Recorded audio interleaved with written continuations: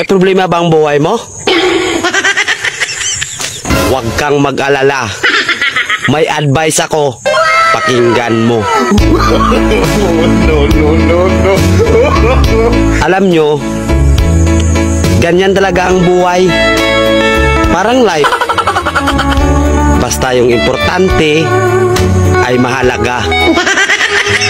At kung saan ka masaya, dun ka happy. Basta wag kang maniwala sa swerte. Kasi malas yun. Minsan ay sometimes.